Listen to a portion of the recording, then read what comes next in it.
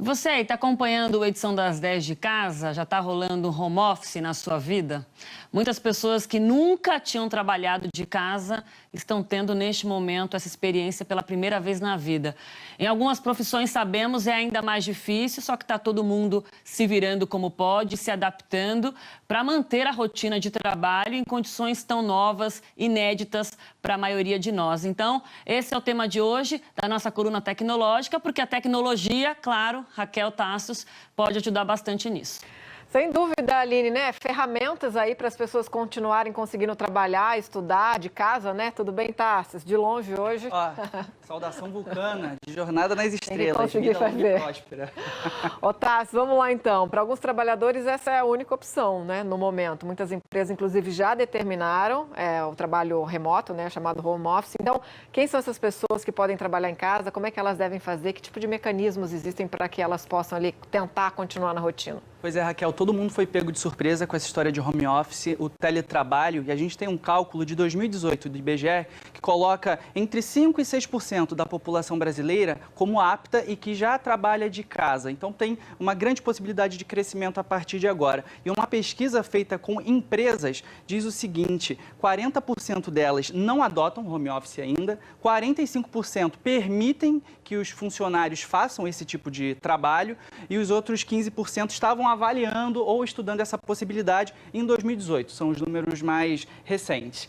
Para toda essa situação nova, algumas companhias de tecnologia liberaram algumas ferramentas que a gente vai mostrar aqui agora. Para quem precisa trabalhar, está começando agora nesse novo tipo de jornada, a rotina está mudando. Então, olha só, a gente tem para mostrar ali, são alguns nomes, vale a pena anotar e depois também procurar mais informações, porque tudo isso aí está liberado. Por exemplo, essa ferramenta do Google de conferência em vídeo permite que dezenas de pessoas se conectem simultaneamente. O Zorro, lá embaixinho, ele também tem editor de texto, editor de apresentações, tudo isso essas empresas liberaram em tempos recentes. E para quem precisa estudar, está longe do colégio, está longe da faculdade, a gente tem uma segunda tela para exibir, também com outras plataformas que liberaram acessos educativos. A FGV, por exemplo, está dando aula de negócios, de direito, o LinkedIn com treinamento justamente de trabalho remoto, e esse Estude, ele me chamou muito a atenção porque são aulas de ensino médio,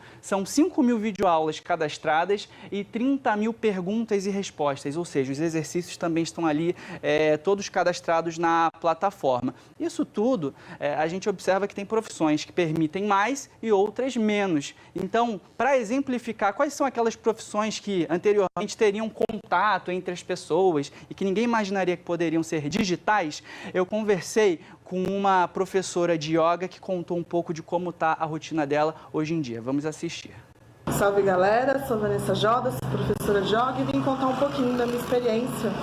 Por causa da pandemia a gente teve que fechar a escola e aí eu me vi muito na galera bem ansiosa, bem nervosa, né? E a yoga é uma ferramenta maravilhosa para poder conter tudo isso, né? E estando aula online foi bastante diferente, eu diria, né? Então eu tive que fazer muito mais na didática, então de falar certinho as posturas, com muito mais calma, para as pessoas não se machucarem, que foi muito uma preocupação que eu tive também, né? E outra coisa que eu achei muito, muito, muito legal foi de ter chego yoga nas pessoas que às vezes não chegam, né? Então foi uma iniciativa também de inclusão social. Tá aqui, ó, tapetinho, é bem na sala da minha casa. E aí aqui a gente mostra lá o tripé, onde fica o tripé. E aí sempre contra a luz, para poder aparecer, e eu fecho as janelas também, né, por causa do barulho. E aí a gente faz essa improvisada daqui e deu super, super, super certo. A história da Vanessa é muito legal e ela me contou que abriu essa aula no Instagram e teve mais de 700 pessoas participando. Então está aberto ao público. Eu também conversei com uma personal trainer, a Camila Rodrigues, que contou como está fazendo os atendimentos individuais também online. Vamos ver. Olá, boa tarde. Meu nome é Camila Rodrigues. Sou professora de Educação Física e nesses tempos de coronavírus nós tivemos que nos adaptar.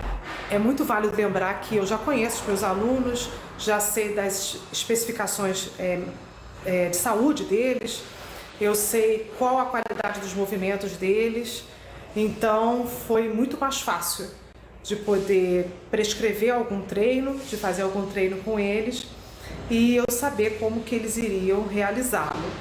Para poder manter também o profissionalismo, eu deixei ao máximo, né, o ambiente liberado também para ele não ter muitas informações na imagem que eu passasse para ele e também procurei manter a minha imagem profissional, né? Todo mundo tentando entender como trabalhar nesse novo cenário e um dado interessante, o tráfego mundial de dados na internet já cresceu entre 10% e 40% por causa dessa nova movimentação toda. Os 40% são principalmente na Itália, picos gigantescos em busca do que fazer enquanto tá confinado, né, Raquel? Tem que dar um jeito, né, Aline? Haja internet para os próximas semanas, com certeza. Delivery também, né? Está aumentando muito o pedido de comida, principalmente de outros produtos via online. Agora, Tássios, eu queria trazer mais um elemento aqui, uma pessoa para a nossa conversa, para o nosso papo sobre home office. Vamos conversar com Rodrigo de Toledo. Ele é doutor em ciência da computação e cofundador de uma empresa de consultoria e treinamento que ensina outras empresas, vejam só, a serem mais produtivas, inclusive no trabalho remoto. Rodrigo, muito obrigada, seja bem-vindo. A gente viu aí o exemplo de duas profissionais, a Vanessa e a Camila, que são mais autônomas, né? Então conseguem ali de dentro de casa ensinar os alunos com a ajuda da tecnologia. Agora, empresas maiores de outros ramos, imagino, estão enfrentando dificuldades ainda maiores. Como é que está essa adaptação? Quais são as dicas que você traz para a gente nesse momento aí de tanto reajuste em tantos mercados?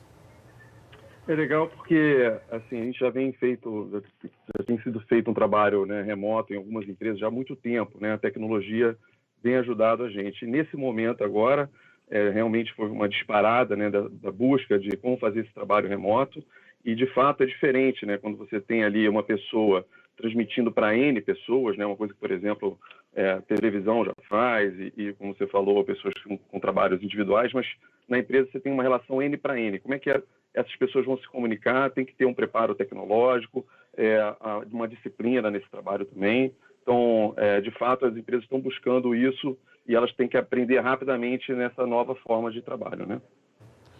Rodrigo, a Raquel agora falando aqui do Rio de Janeiro, queria que você desse dicas então, né? O que vocês ensinam, o que vocês passam para essa pessoa que está num primeiro contato com o trabalho remoto, nunca trabalhou em casa, quer dizer, falar, estou em casa, como se comportar também, né? Que tipo de ajuda vocês oferecem para a pessoa nesse momento que não sabe o que fazer, por onde começar? Então é ótimo porque tem que ter realmente um setup tecnológico mínimo, né? Então, mais uma vez, a tecnologia hoje nos ajuda, às vezes o celular já é o suficiente para você ter uma forma de estar se comunicando via vídeo e voz. É ideal que tenha um equipamento um pouco melhor, um computador e câmera, etc., mas o celular já funciona. Algumas dicas que a gente dá são dicas, vocês de TV já sabem disso, né? Tem que ter um teste mínimo ali de áudio e vídeo imediatamente antes de começar, né, uma comunicação. A gente tem que ter também como você falou, né, um comportamento também interessante. Então, uma recomendação que a gente dá é que toda vez que haja essa comunicação, a gente tem as políticas explícitas, né, de como as pessoas vão se comunicar. Então, por exemplo, o horário exato onde vai começar uma reunião, o horário exato que ela vai terminar, você ter realmente ali a pauta, né, o backlog de assuntos priorizados que a gente vai estar tratando, isso muito claro para que as pessoas estejam acompanhando em que ponto que a gente está da nossa conversa ali digital. Tem toda uma parte também da própria comportamento, né? As pessoas estão em casa, elas estão numa situação muito próxima entre o profissional e o pessoal. Então, o comportamento das pessoas, elas têm que estar ligadas, que elas estão, apesar de estar em casa, elas têm que estar se comportando profissionalmente, né? Então, desde o vestimento, o que está acontecendo ali em casa. Ao mesmo tempo, acho que a gente está vivendo um momento que temos que ser compreensivos, né, com a parte pessoal, né? Não pode fazer igual, né, aquele político lá que entrou uma criança e aí ele afasta a criança. Se entra uma criança numa cena, que está todo mundo com criança em casa, a gente pede só um instantinho, dá uma atenção, retorna. As pessoas têm que estar compreensivas que a gente está convivendo com esse momento ali profissional, pessoal. Tá certo, Rodrigo. Muito obrigada.